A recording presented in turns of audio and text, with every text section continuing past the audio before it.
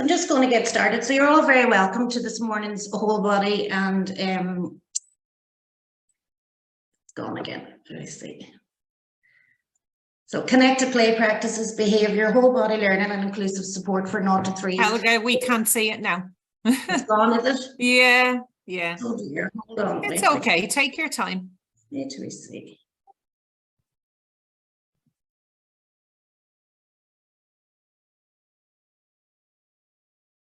We'll come back out of it and go in again, I think. I can see it, but... Can everybody feel free to use the chat to ask questions or make comments? I think particularly now that Helga's getting herself sorted, if there's anybody that wants to say anything or make any comments. Friday morning, isn't it? Here you are. Isn't it just... There you are. Looks great. Back yeah, again. It is. Yeah, well done. Okay, just let me put it onto the slideshow for you folks. And we'll go from the beginning. It's always a good place to start. Can you see it all? Perfect. Yeah, we're all good. Yeah. Good. We're so all everybody, good. You're all very welcome this morning. I'm actually delighted to be here, and to be honest, I love doing the whole body learning and the connected play. And I think this afternoon session is the challenge and behaviour session, which is really, really important. And we spoke about this earlier with Michelle, that it's just, you know, after COVID, there is an awful lot of challenge behaviours out there, and we want to know practical tips that we can share with our parents to help them along the way, because it is very, very difficult. Okay, so just getting started from the very beginning. We all know as home visitors that play is a vital component in every child's life. How can we help the families that we work with use play as a platform for fun and enjoyment, but also for learning and development? The two aspects going together. So the LifeStart Growing Child program offers an age and stage appropriate program of child and parent development information that supports the physical, the emotional, the cognitive, social and sensory development of children 0 to 5. And we try to keep play, as the core of that learning. Connected play is simply a responsive, positive, engaged and involved approach to playing with children, and encouraging parents or caregivers to practice this form of play with their children. And I know in the past, positive parenting has been a word that we have used often, and everybody is aware of it, but we now have this new responsive, engaged and connected parenting, which in essence is just the same as positive parenting. So strong foundations in all areas of play will support learning throughout childhood, and our role in a child's life in those very early years as home visitors.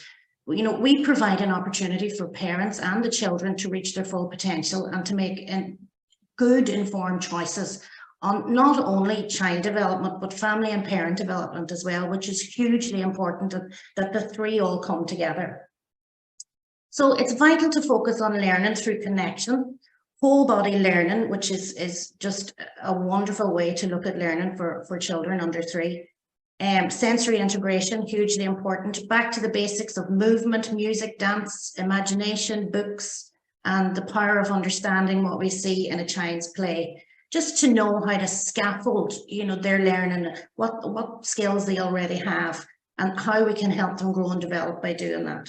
So we know the play comes in many forms, and it's very useful initially, to look at primary movement as an important first play experience. We're all very lucky to be engaged with families and children and parents, possibly, during pregnancy and pre-birth. So it's important that we equip parents and families with the information right from the start. So that's where I'm going to start today.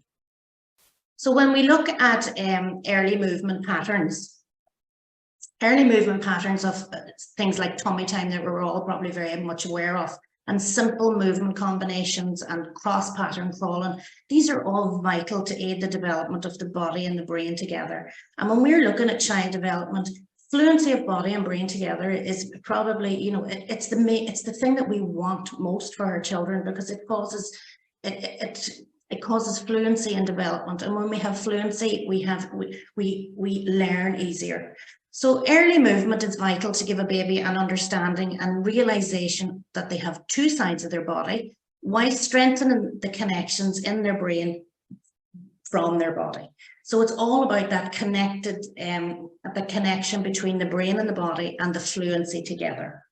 But simply providing opportunities to do so is not enough. It's vital that parents connect with babies during these times. Engaging with a child in movement play enhances their path towards learning without a doubt. Knowing and understanding what we see in movement play is also vital for freeing this path to learning. And I think for home visitors, it's really important that we understand the basics of what we see in early movement patterns with children, so that we can encourage parents and empower parents to understand what they see in the play of their children. It is important to recognize early movement patterns such as bottom shuffling as a barrier to natural development, such as crawling and fluid movement, and to be able to offer ideas and support to reach a child's typical movement goals. Our typical movement goals are sitting up, or rolling over, or holding our heads up, being able to crawl, stand, and then finally walk. So container baby syndrome, I'm sure most of you have heard the term recently, plays a huge part in restriction of movement in today's environment. And container baby syndrome is simply because too much time is spent in baby apparatus such as bouncers, walkers, seats, and buggies. All of these things all contribute to restricted movement in children. Any restriction of movement or unbalanced or prolonged periods of time will restrict development. So it's vital that we encourage all parents, children and babies to move as much as possible. Movement is their first language, and any restriction of movement will restrict language and may possibly then in turn go on to influence other important milestones, which is, really, really important that we understand that movement is a huge thing that we can offer to our children very, very easily. Just want to change Now, so midline presentation is very important for physical development. Midline presentation is simply where we present a toy to a child in their middle. We gain the child's attention, we move the toy upwards. We encourage the child to focus on the object with their eyes, and once they can do this, we slowly lower the toy to kind of hand level or navel level. If the child has successfully engaged with you, the brain sends signals to both hands to reach for the toy, and they will decide for themselves which hand to hold it in, rather than this choice being made for them, because often at this age we tend to hand whatever it is we're given to a child into one hand or the other. So when we let them make the decision for themselves, it allows the brain and the body to work fluently together. And again, that's that word fluency, so important. So fluency of brain and body is the key to optimized development. And if we can try and keep that in the forefront of our minds when we are supporting parents around child development, it really, really helps, because movement and fluency and freedom of movement is so easy done. It can absolutely do no harm. So, it can only do good. So, and it will, it'll always help some form of development in some way.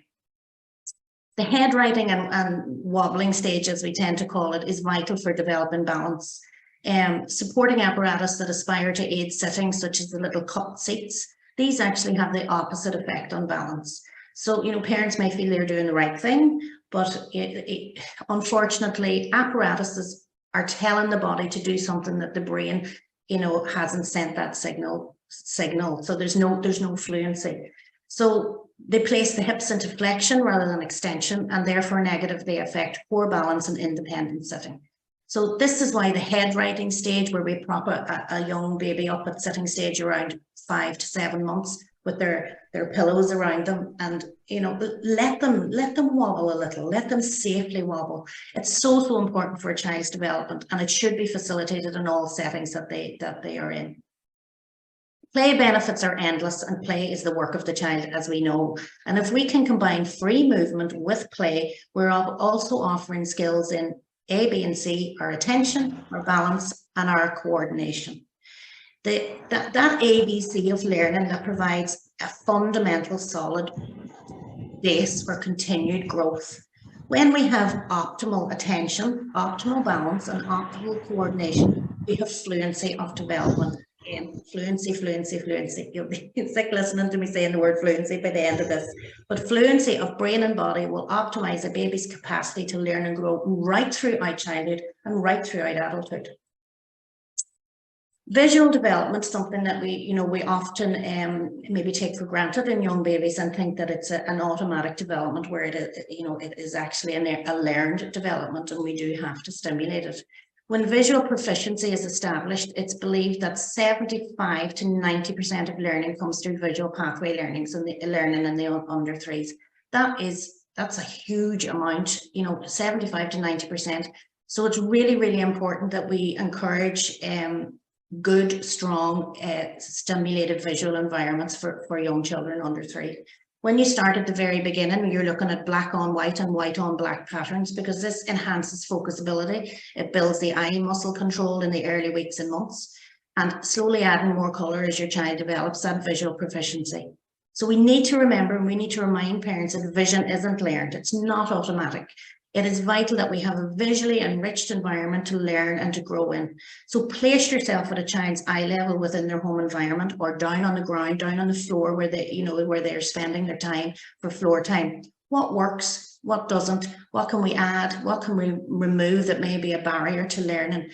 And offering a really beautiful, visually stimulating environment for a young child it's so beneficial, and it will help so much going forward. Moving on to more logical end of it, the shape, size, and fit. Top loaders, I'm sure you've all seen shape sorters where you fit the pieces into the top. So that's what we would call a top loader, and then you'll get the more difficult ones where they're side loading. So top loaders are recommended as the first stage in shape fitting. Start with the easiest shapes first. Observe the child's ability and scaffold their strengths. What's called the backward chaining method is invaluable when we're introducing new learning to a child under 3. Backward chaining is simply where we break a task into manageable stages and only beginning with the easiest step first. So this prevents information overload and frustration in young children. And it's where you would ask, I suppose the best way to explain it is if you had a 6-piece jigsaw and your child cannot complete the 6-piece.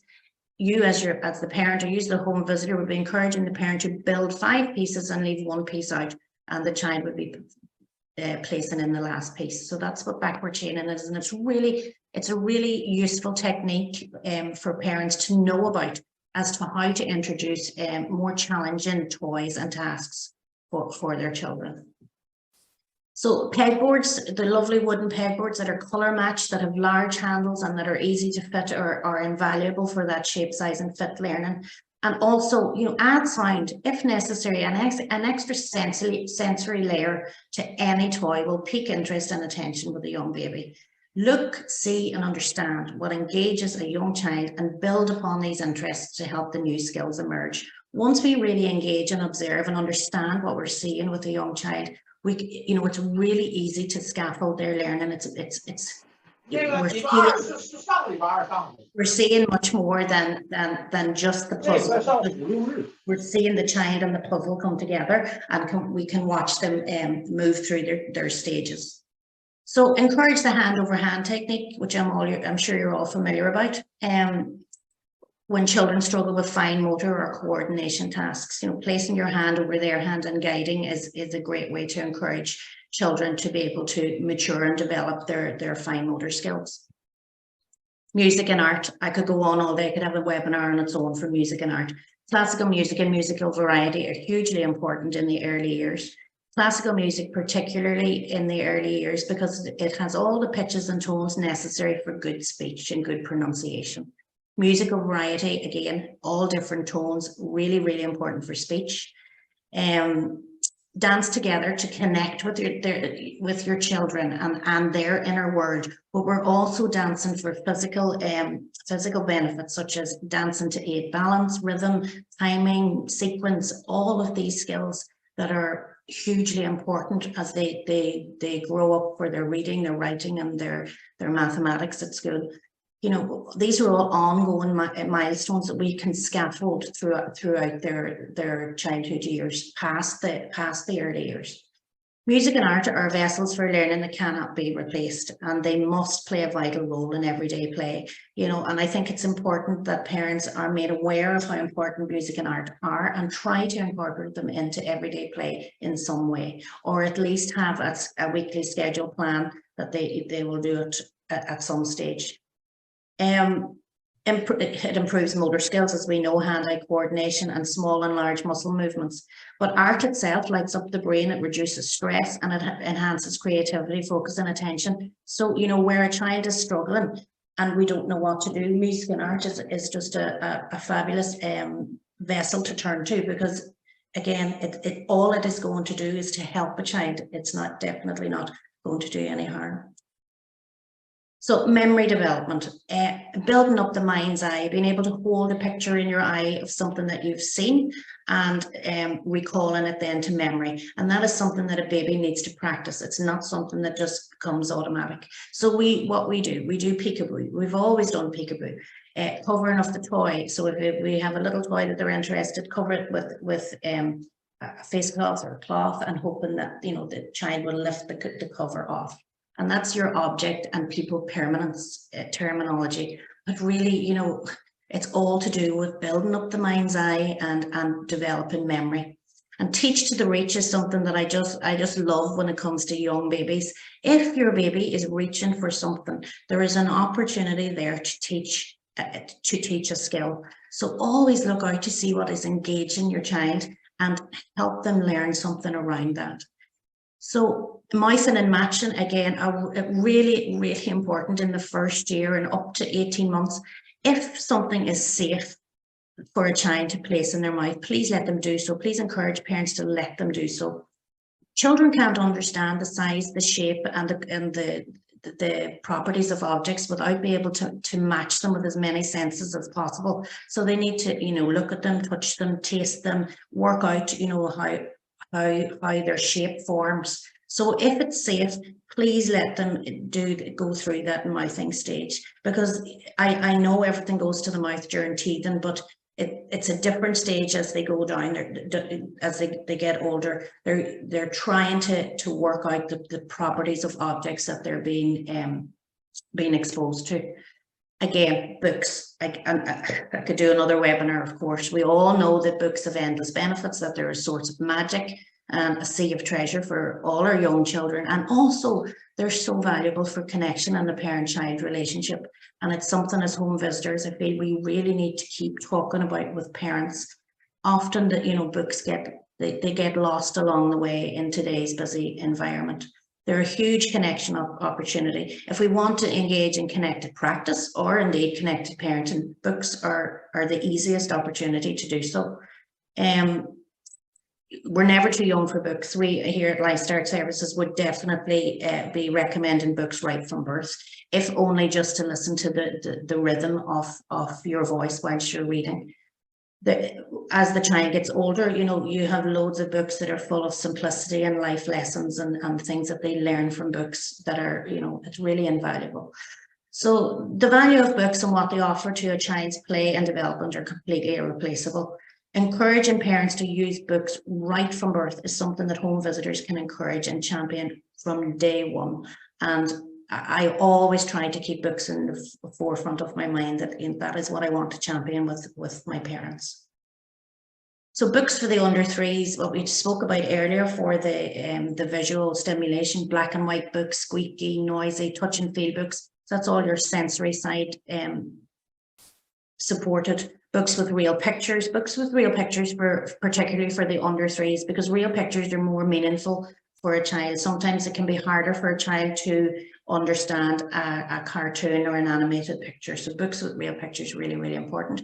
Books with pattern or color, we're building up their pattern perception, which will again support their jigsaw building, their block building as they get older. And then the next stage into that is their understanding of words and the sequence and pattern in words. Tiny books for tiny hands.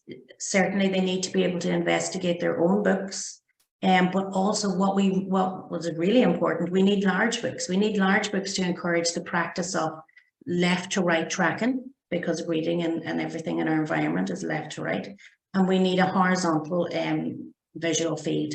And of course today, what is the biggest thing that has the impact on left to right tracking and a horizontal visual field? And it is most definitely screen time, phones and scrolling.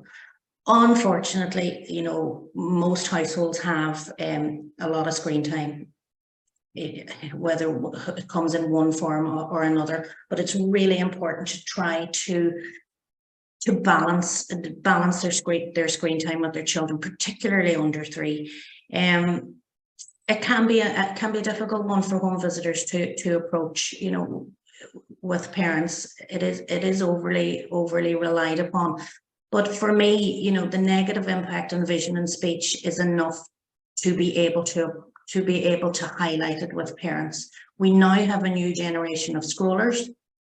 We're all top down, vertical field. We don't have this beautiful left to right horizontal vertical field anymore. We're all top down. And we do it ourselves as adults. We're scrolling top down. More time on screens and more time on TV and tablets and iPads weakens your child's cognitive muscles. What was most frightening for me when I realized it was that the frontal lobe lies completely dormant for adults and children whilst we are on screens. The frontal lobe needs normal human interaction to develop. So if we are on screens, our frontal lobe just lies dormant and doesn't interact. So if a young child under 3 is spending hours upon hours a day on a screen, their frontal lobe is not getting any stimulation, which is frightening. And, you know, parents are not aware of this. So just being able to impart that information, you know, can make a huge difference. Children's attention and concentration are negatively impacted. Absolutely. You will from parents be told, no, he can spend a lot of time watching TV, or he'll spend a lot of time on his DS or his tablet or whatever. That is a completely different type of attention and concentration. Lending attention in particular is something you always want a child to do. If a child's reading a book and you call their name or try to get their attention, they will lend attention to you. They will lift their head and look at you. They will answer you, and then they'll go back to what they're doing. That nearly never happens when we're on a screen, because they have shut down. For the under 3s, often learning that they have maybe done some matching games or color games on their tablets is non-transferable. If we give them a color match game or a color match worksheet, they cannot transfer that learning. So, you know, being very careful when parents, you know, tell, oh, he can match his colors. You know, is he matching his colors in a traditional way, or is it screen time? And just to remember that screen time is not playtime. You know, it's as far removed from playtime as we can get. So speech and screen time obviously would be very much linked. But when it comes to speech, repetition is key for the under 3s. Rhythm is key for the under 3s. And pace is key. Take it easy, take it slow. I probably should take some of my own advice. Connection is key. They want to do it with us.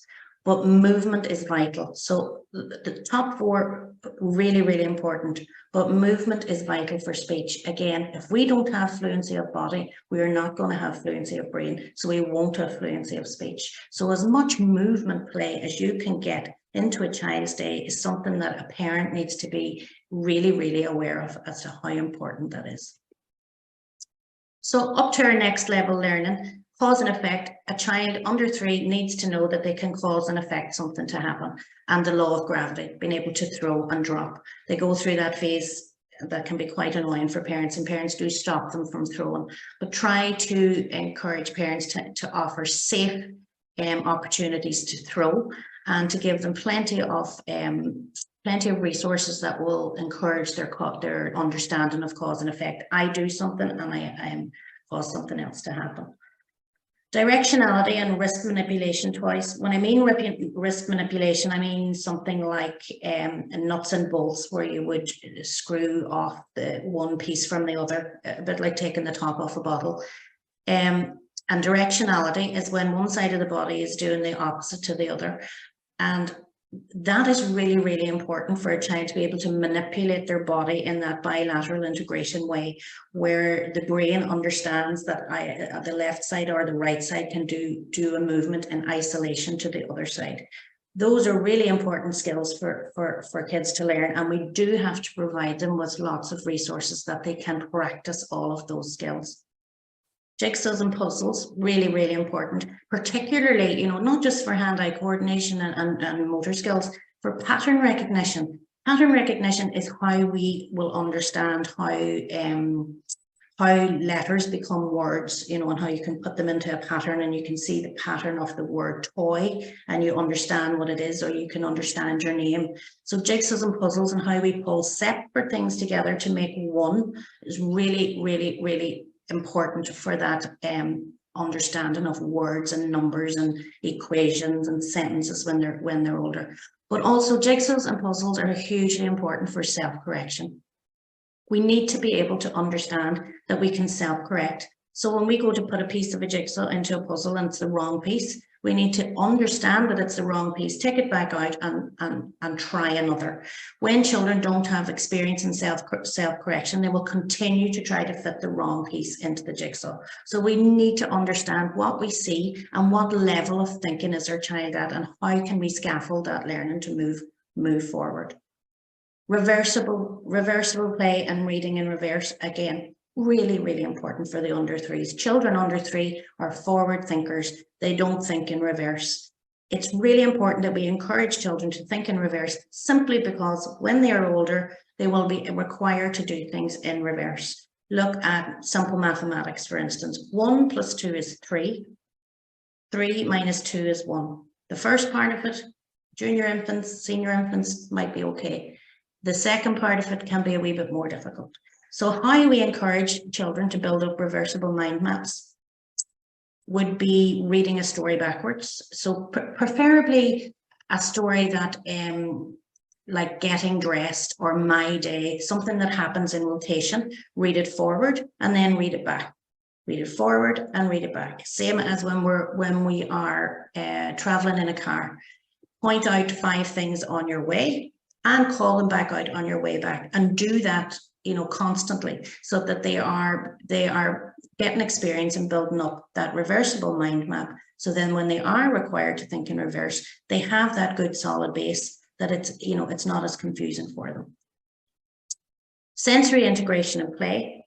We all have 8 senses: touch, taste, hearing, smell, sight, proprioception, which is our body position and our awareness, our vestibular, which is our balance, and our interoception, which is understanding hunger, thirst, toilet needs, and things like that. So we really need to encourage all our parents to give their children as much sensory play that will incorporate all of the 8 senses.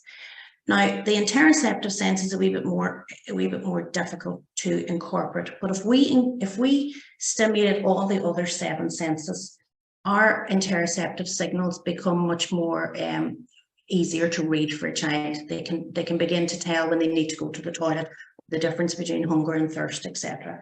So loads of sensory games, you know, need to be included actively, and it's something, I suppose, that we should probably encourage home visitors to maybe skill in, just to have a look, because at the end of the day, every single thing that a child does is sensory. So it's something to be embraced, and not feared. Often, you know, we think on sensory integration and play to be associated with children with additional needs, and it's not. It's a hugely useful for every child and for every parent. So I know I am running close to time here, so I'm going to pick out the most important things in the next step. So classification and categories, encouraging parents to help their children thinking in categories. Pick out all the wild animals, pick out all the things that are red, pick out all the the shapes, putting things in categories, really, really important for children, because simply they get so much information. They don't have the skills that we have to be able to deposit all that information into pockets in their brain. Everything comes flying at them so fast, and that's where that information overwhelm comes from. So I think it's important that we go back to the basics of using classification and categories, and just help children, organize their thought. It really calms children down, and it gives them that wee bit of confidence as well. A cross-body coordination, very, very important. I'm sure you've heard all about crossing off the midline. We need to be able to cross our right over to our left and our left over to our right. And how we do that in the under threes is encouraging lacing games, drawing, scribbling, and turning pages. Under three children should always be given large pages that they can cross over whilst they're scribbling. Small pages, being confined down to small pages, often puts them on one side or the other. So putting them up at the back to the old-fashioned easels and the large pages, really, really important. And for parents and home visitors to be aware of the idea of the helper hand. Often, before three, there is a dominant side. The child has chosen which side. That may not occur up to the age of 8 or 9, but often it has. They have decided on their dominant hand. So watch out for that helper hand, the supporting hand. The supporting hand is just as important to the brain as the dominant hand is. So making sure that children are engaged in their helper hand, that their other hand that they don't write with or scribble with is coming up onto the table. It's holding the page, or it's engaged, that it's not lying languid beside the table or in the pocket. It's really important for the brain that the helper hand is up and engaged as well. The imagination, massively important for young children, but just to remember, we do think a lot about logic and numeracy and literacy in the under threes, and we really don't need to. What we need to do is scaffold the right brain. The right brain is fully developed by 3 to 4 years of age, and that is where our creativity and our imagination comes from.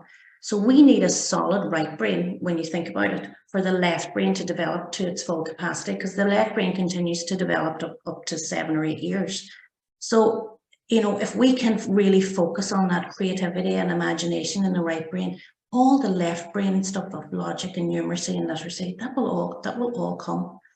Imagination feeds flexible thinking. Flexible thinking is in the under threes, is where they can kind of think outside the box, show flexibility in their play by using items for different uses. Children need to learn flexibility, as life demands flexibility and adaptation to change. We all know children that have difficulty with change, difficulty with thinking outside the box and rigid in their manner. And imagination will encourage that flexibility. Helga, 2 minutes. Yeah, okay. The roots of play. I think we really need to explore play with parents. What are their comfort levels with play? What are they more comfortable? Are they more comfortable in some roles than others? What are their barriers to play, and how can these barriers be removed? And as practitioners as well, because I know, as much as I love play, I know I have barriers to play as well in certain roles. So what are our comfort levels? What's parents' comfort levels? How, can they interact and engage and connect more with their young children? Remember, when we encourage play, we open a path to learning that is completely irreplaceable for young children. It's the right of every single child to play, and if they can experience connected play, there's a deeper growth experienced. And finally, I will end on this, because I don't want to run over, although I could go on all day. Different, not less. Being strengths-based in our practice is important for every family and child in our care, especially those facing challenges. Developmental delay and developmental differences need supported by simply building on their abilities and their strengths, and not solely focusing on their area of delay or challenge. Not all children reach the milestones at the same age or stage. We have to remember that differences make the world go round. Build upon what they can do and develop new skills from existing abilities. Being strengths-based and not deficit-based is a catalyst for growth. This not only helps the child, but it also helps the parent, because we're focusing on progress and we're embracing the challenges then along the way. It's much easier to embrace challenges when you're focusing on progress. And see a child differently, to see a different child rings through to me all the time. Look at their positives and you will see that child so much differently.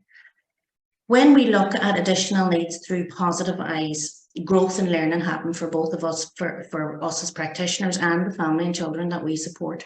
It's so important to establish that differences are not negative traits. Every child has a unique presentation and personality. Additional needs are simply different and diverse supports an individual child requires to help them navigate their day-to-day lives. And play is just an important factor for that child as any other child. Changes may need to be made to certain play activities for children with additional needs, but it is vital that this form of inclusion is always available to these families and children. Remember, play is every child's right, regardless of need. Please spend time as a practitioner learning how to adapt play to suit every individual child's need, and encourage the parent to do the same, because it's very empowering when they can adapt play to suit their child's needs. I'm going to not go through the recap, and I'll go straight to the breakout. Children, we're facing such a wide variety of challenges for sure. We're not going to be able to touch on them all today. There's things in there that you could do a full day on themselves. But what I would like to look at today is maybe looking just outside of challenging behavior and how we can improve challenging behavior outside of challenging times, and look at the quality of connected relationships that parents have with their children, which in turn, it falls onto our connected relationship as well with the parent and the family that we're supporting. So thanks for all the feedback. I have it. I'm sure, Michelle, you've all the notes. So we'll just get started, because I really do. I want to try and keep to time as much as possible. Everybody okay this time? Can see? Yeah, good.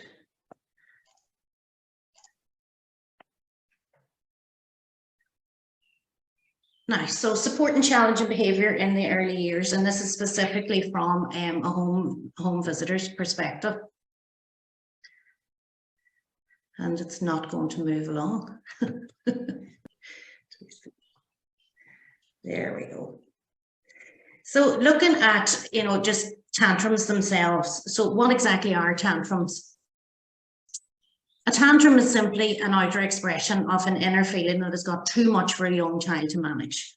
There's nothing mysterious about tantrums. We need to start paring it back and looking at tantrums just as they are. A tantrum needs to be seen as a coping mechanism for a child's distress. There's no quick fix for dealing with tantrums. They're a natural and necessary occurrence in a child's life. But it definitely is a coping mechanism. So, even looking at it as a coping mechanism for a child takes that negative slant off it. A tantrum, once it has escalated, is something that a child cannot control. So once escalation, once it's gone into that level, whether it's a tantrum, whether it's a meltdown, it doesn't matter. It's already escalated. So it's something that can't be controlled.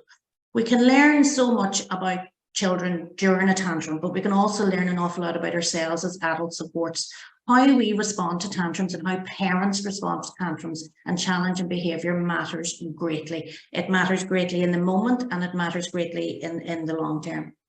Using tantrums as a platform to help our children and parents strengthen their relationship is the connected way to approach tantrums from a support perspective as a strengths-based practitioner.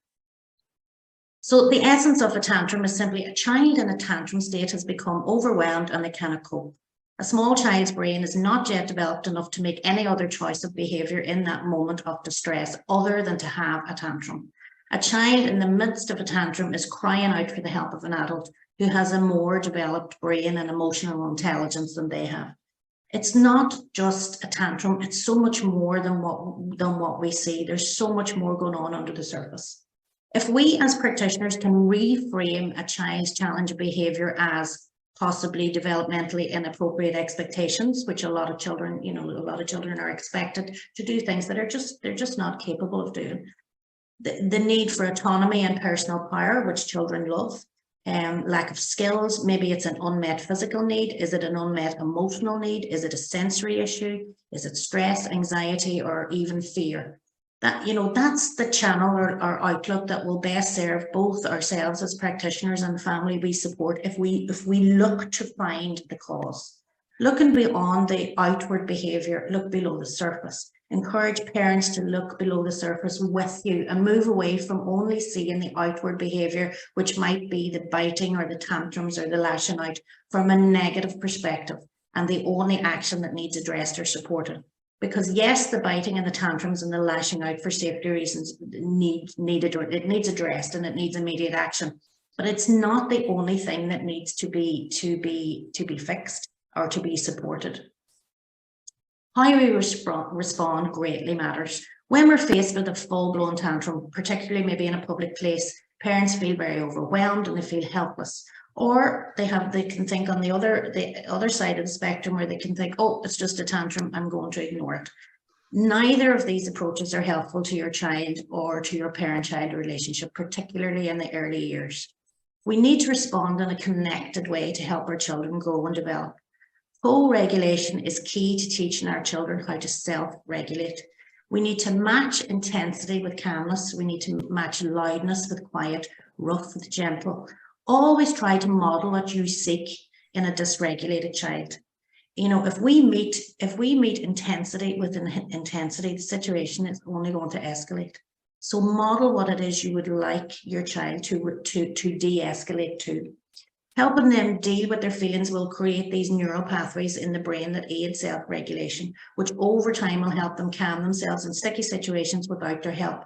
They can't create neural pathways in the brain without experience of co-regulation. They can't get to self-regulation without co-regulation. So co-regulation needs to come first. We need to help our children when they're in a tantrum state and in a distressed state. We need to also remind parents that responding is not giving in. Responding to tantrums is not the same as giving in. We can offer comfort, soothing, and love without giving in to demands. We can acknowledge their feelings and their disappointment. We can also help them find words for their big emotions. This is where we see the value of tantrums and what we can learn from them and what skills we can help our children learn. Remember, you do not have to inflict fear or punishment in order to teach a child a rule or a limit. You can still keep your boundary in place, but be compassionate to their feelings. Consequences should not inflict fear or punishment either, particularly in the under threes. Natural consequences to behaviour teach children a more organic understanding of boundaries and discipline. But what is the bigger picture? When we're in the moment, you know, it's so much more difficult than just the theory. Knowing how to deal with the tantrum in the moment is only a small part in managing behaviour. And often we as parents focus on, what do I do when my child throws a tantrum? What do I do when my child bites? What do I do when he kicks or lashes out? We try to do our best in that moment, but this is not the only key to reducing tantrums. What happens in the parent-child relationship outside of tantrum times is the key to behaviour change. It's the key to how often these challenges occur, and it's also key to how they escalate and become known as challenging behaviours or meltdowns.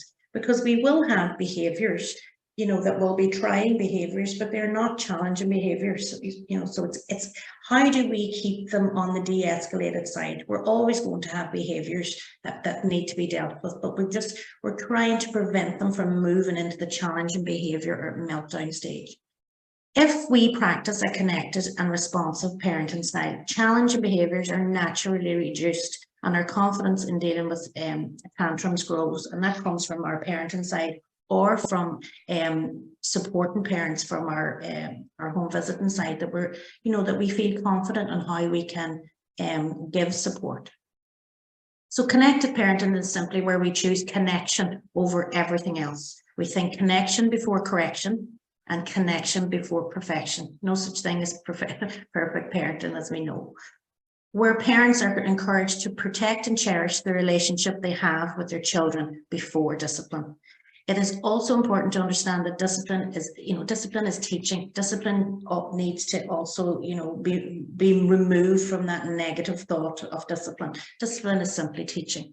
Teaching should be a peaceful process and not fraught with punishment and disconnect for a child in the early years. So connect with your child first and correct your child second. Yes, this is extremely hard to do when a tantrum or a meltdown is very challenging, and it's a skill to be learned and a skill to be practiced by us as home visitors and by us as parents. So what can we do to make it easier? Firstly, we need to change the way we look at challenging behaviour. We need to ask ourselves, when we see a child who is having a tantrum, we need to ask ourselves, is this behaviour attention-seeking behaviour? Or is it connection-seeking behaviour? Do we already see it from a different perspective when we see it as connection rather than attention? Connected parenting sees all behaviour as communication. What is my child trying to communicate to me and why? Once we use our observation skills to really see and understand what is going on for our child, we will start to see messages in their communication and messages in their behaviour that will help us find long-term solutions or coping mechanisms for children. We often talk about solutions and trying to rid ourselves of challenging behaviour, but we forget we have to give our children coping mechanisms going forward, or challenging behaviour will continue to occur.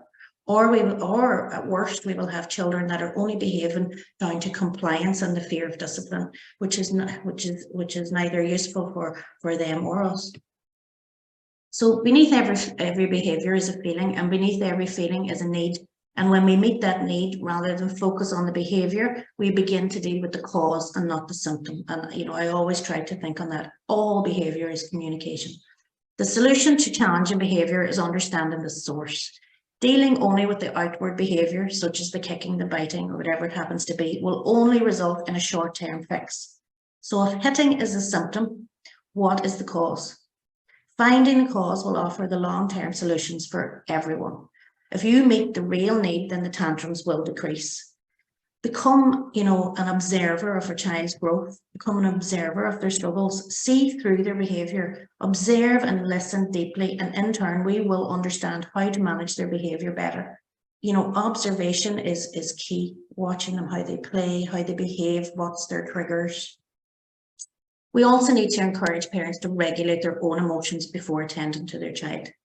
When they react instead of responding to their child, they're acting on impulse and often feel remorse and guilt afterwards. And nearly always when we react in the heat of the moment, it's the wrong response.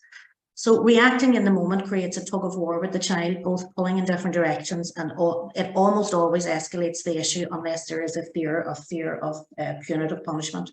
Responding well takes practice, but in turn, it's met with much less resistance from the child with no tug of war. Everyone's a winner when it comes to responsive responding. So how do we practice this with young kids? I like to use the pair because it reminds me in the moment just to pause, to empathize, to acknowledge, and then to reconnect. Before we're trying to deal with the behavior, that we go through the motions of pausing, taking a breath, empathize. Why is my child doing this? Acknowledge it, name it for them. You're very sad, you're very upset, you're very cross. Reconnect with them, wait till they relax, reconnect with them, and then you can deal, value your relationship first and reason with your child later. It's here where our children learn that we value them over their behavior. And, that's something that I suppose we all know. We love our children, we just don't like the behavior, but often children don't understand that deeply enough. So encouraging parents, parents are their children's most important role models. Children learn their regulation techniques from their parents and from their primary caregivers. As practitioners, we need to support parents to look at their own regulation techniques. What are they? What do they look like? What do they look like to a young child? This can be really challenging to explore with parents, but it's really important to do so. Is it behaviour that those parents would want their child to model? And if it isn't, well then it's time that we realise that we are role models for our children, and they are copying, they're learning a lot from our behaviour. Outdated parenting advice in the past has come from the form of cry it out, time out, or tantrum it out. These ideas are based on isolation, removal, separation, compliance, all of that to control behaviour. They don't work in the long run. They may have very short-term results, but they do not work in the long run. They need to be avoided at all costs, and they have no place in responsive, connected parenting. Never leave a distressed child alone. We must never leave our children to deal with their distress alone. A tantrum always constitutes a distress, whether it began as purposeful or not. This is when they need us most. Ignoring unwanted behavior works for the small stuff, but when your child is in distress, they need you. They need a parent, they need an adult helper. Never ever doubt this need. You're not reinforcing challenging behavior, you're responding to their unmet inner needs. Just think on the iceberg or the volcano, what is going on for your child beneath the surface? Try some time in, base your how you connect with coming together and togetherness and learning. If possible, sit with your child till the tantrum subsides. You may not have given in to their demands, but you have let your child know that you're always there for them. If your child has hurt a peer or a sibling or needs to be taken out of the situation, it is the job of the parent to stay with them as they escalate and then de-escalate. What goes up must come down is a phrase I use with parents a lot. And this helps them get through quite difficult tantrums because, they will regulate, but they will regulate much faster with co-regulation. See the good in tantrums and how much we can all learn. In the moment, be there for your child. Remove all thoughts of, if I reinforce or reward this behavior, it's going to happen again. Remember, responding is not giving in to demands. It's simply offering comfort and soothing and love during a heightened emotional time. Reinforcing the behavior is when we give in to the demand of what they wanted. Remember to be patient. It takes approximately 3 weeks to make or break a habit, and over 2 months to make a new behavior part of our automatic behavioral system. So when parents are trying to make changes, please encourage them to be really patient. 3 weeks, it takes 3 weeks to make any form of a change, but it really takes that 2 months to make it an automatic part of a child's everyday responses. Something I absolutely love is fight, flight, or flock. Before some tantrums occur or prior to that fight or flight mode occurring, children show signs of flock. This can sometimes be identified as the whining or whinging stage, words I don't particularly like, but often that's, you'll know what I mean. If you watch closely, children will flock to you in their initial signs of struggle when they feel unsure, unsafe, or unhappy, but they're not yet out of control. They may cling to you, they may stay close, they may hide behind you, or use their tone of voice to show that they're just not sure, they have some form of discomfort. This is where we need to take note. We need, as home visitors, I think we need to be able to identify this flocking stage for parents as well if they are not aware of it. We need to recognize these times as times of struggle for our children and to be there to help and support them. When our children move close to us, when they seek reassurance, when they cling to us, these are a child's signs of distress that may then lead to a tantrum or a meltdown. This is when we need to intervene and provide signs of safety, signs of love, and signs of protection by simply just being there for them. Do not push your child away or try to convince them that their feelings aren't real. Statements like, don't be silly, there's no need to cry, or invalidating how they feel only makes a child feel much more unsafe and unsure. We need to attend to their needs so that they can feel confident and secure to move away from their parents safely. So that flocking time is it's really, once you start to look out for it, it's really evident. So what can we do to support parents? We need to encourage parents to be there for their children. We need to encourage them to notice and respond to their signals and their needs.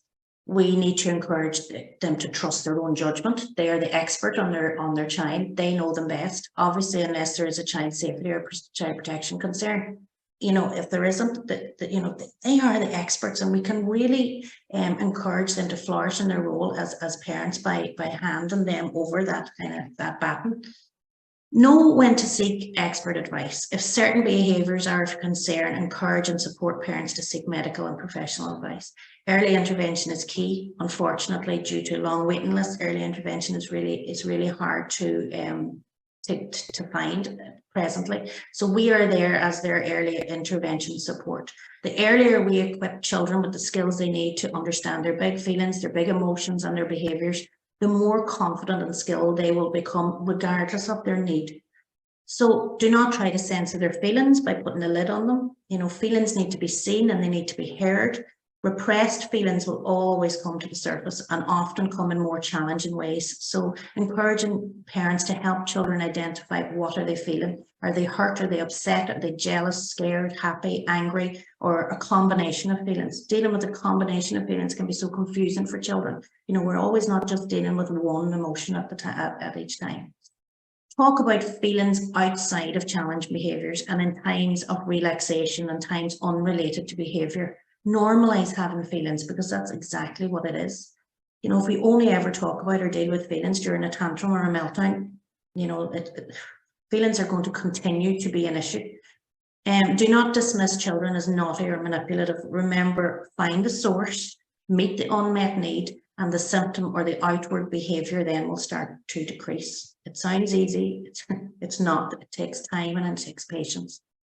You know, encourage parents to know that they're not the only parents faced with these challenges. Everybody goes through them. Encourage them to verbalise and show their own feelings to their child so that they can learn from them. Again, good modelling. Catch their child being good. We definitely don't do enough of this. We as parents need to give children so much more acknowledgement for ordinary behaviour.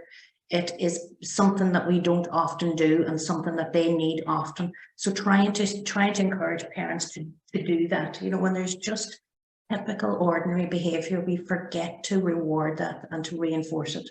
For the very young babies and toddlers, encouraging parents to create an environment when no and stop are not needed often.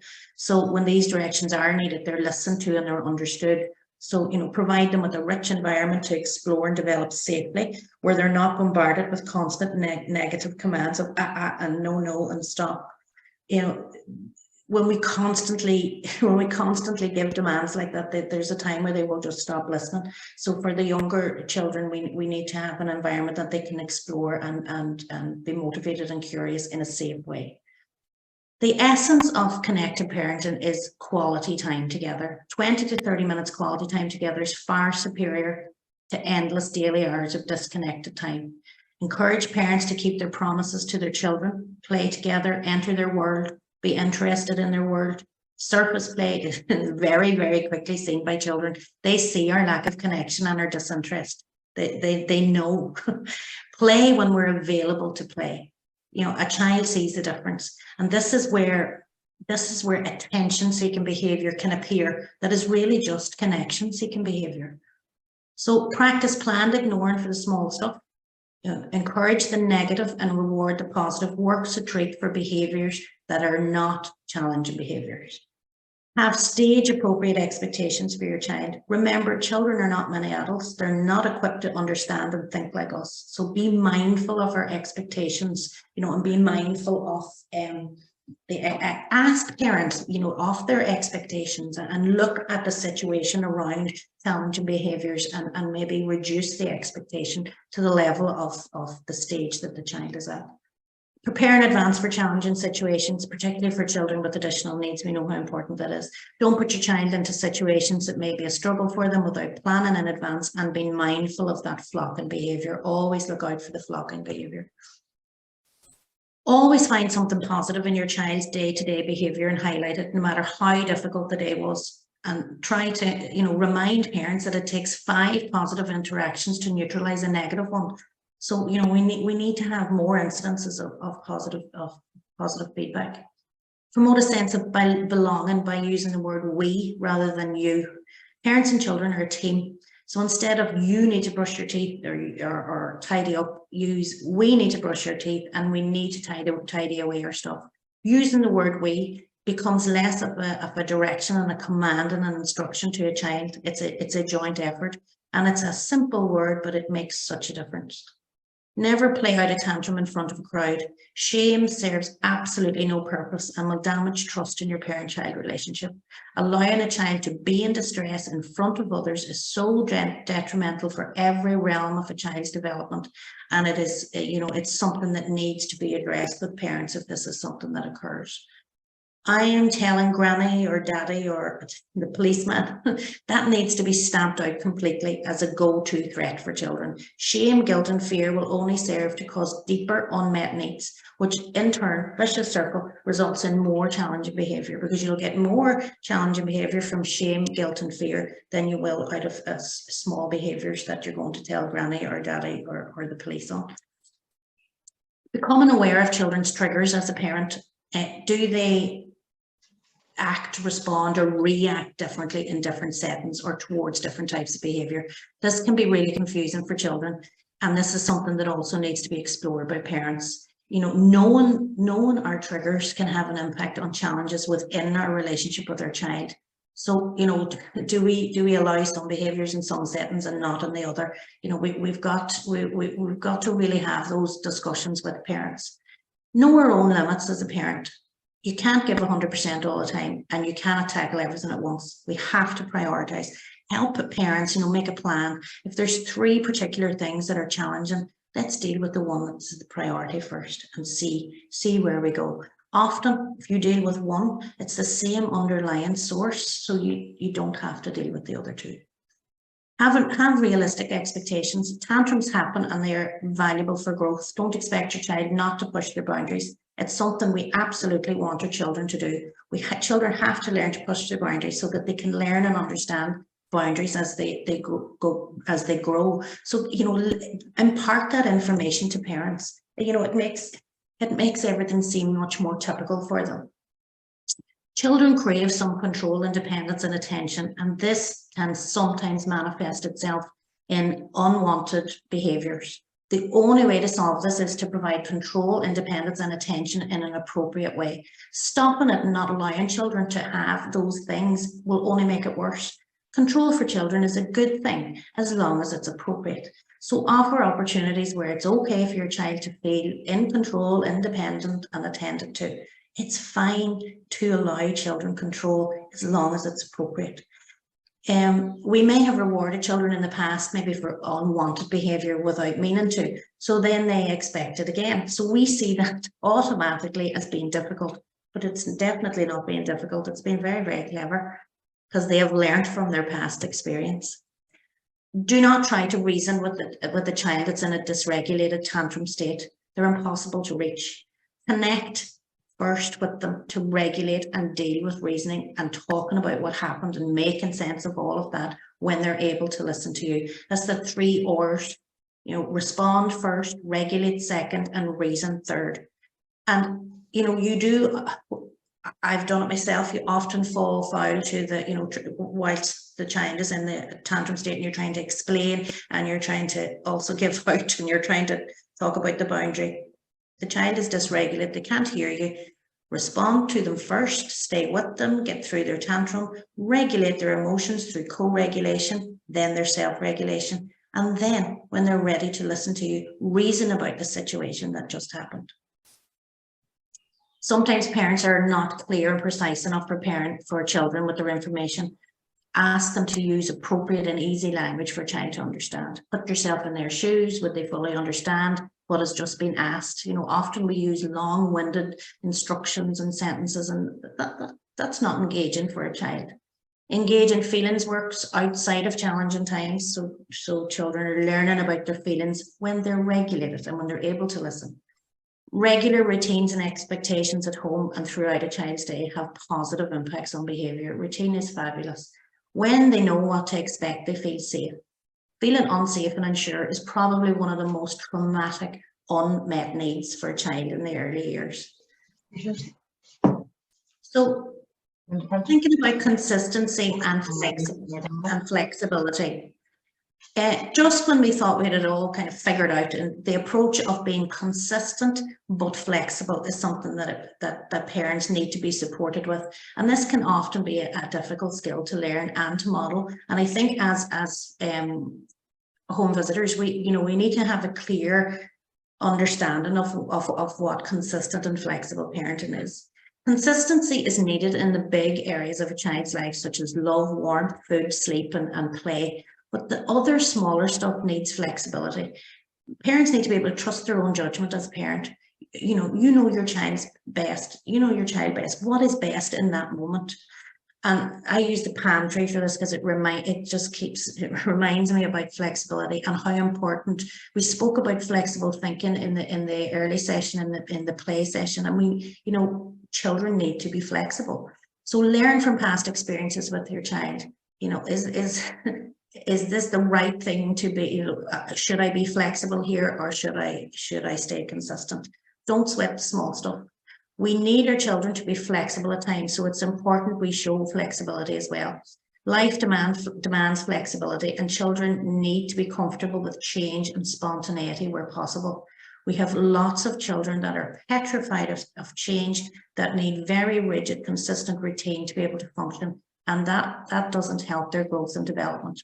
So parenting flexibly is like the palm tree. The palm tree survives the storm because it bends in the wind. That's a nice way to remember it. And don't lose your funny bone. So as practitioners, it's important to encourage self-care for parents and the importance of maintaining a sense of humor. Laugh together with their children, forgive and forget, reconnect and move on. That reconnection is so important. We are much better practitioners, we're much better parents, we're much better people when we look after ourselves. So, don't always put yourself last, because what happens when we put ourselves last, then our challenging behaviors escalate. And again, that has a knock-on effect for our children. So finally, children love to test limits. It's normal and it's natural. The roller coaster phenomenon, I always have difficulty with that word. It's a lovely reminder of testing limits and how important it is. When we sit on a roller coaster and the attendant closes the safety bar in front of us, most of us will test that bar to see if he closed it properly and that it's still secure so that it doesn't give way. We are testing the bar, but we don't want it to give way, because then we won't feel safe. And this is exactly how our children feel about boundaries. They test us because they know we will always be there to protect them and we won't give way. And it's not a bad thing that children test boundaries. It's a clever thing. We're testing and that's good. So we're doing something right. So see behavior differently to see different behavior. And if in doubt, add food, water, love, play, warmth, sleep, and the very important one of connection. So I have a wee recap. I'm not going to go through it all, but I'm going to pick out the most important ones. We have a few minutes left. Just to remember, all behavior is communication. Respond, don't react. Connection before correction. Co-regulation before self-regulation. Responding is not giving in. Always go to a child that is in distress. Rephrase attention seeking as connection seeking. Find the source, don't focus on the symptom. Always remember that the source is an unmet need. Those are the bigger reasons. Those are the bigger things. Those are the things we need to focus on. Pair, pause, empathize, acknowledge, and reconnect. Look out for the flocking. 5 positive interactions to neutralize a negative one. Remember to be present when we play with young children. Know our triggers and our limits, and know our children's triggers and our limits. And when we are struggling with children testing our boundaries, to remember the roller coaster and also the pantry. So thank you very much, folks. We have a good few minutes to spare.